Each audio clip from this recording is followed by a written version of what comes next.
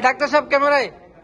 বিএনপির ওয়েবসাইটের মাধ্যমে অনলাইন পেমেন্ট গেটওয়ে কার্যক্রমের আনুষ্ঠানিক উদ্বোধন করেন বিএনপির ভারপ্রাপ্ত চেয়ারম্যান তারেক রহমান। তিনি লন্ডন থেকে ভিডিও কনফারেন্সের মাধ্যমে যুক্ত হয়ে প্রবাসীদের সংগঠিত ও ঐক্যবদ্ধভাবে দলের কর্মকাণ্ডে সম্পৃক্ত থাকার আহ্বান জানান।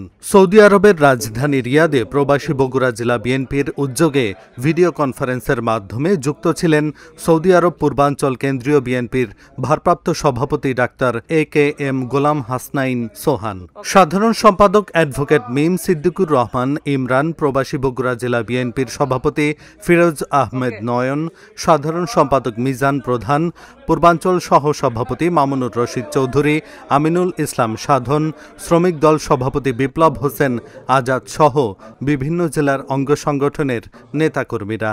অনুষ্ঠানের শেষে বগুড়া জেলা বিএনপির পক্ষ থেকে 31 দফা বাস্তবায়নের লিফলেট প্রবাসীদের মাঝে বিতরণ করা হয়।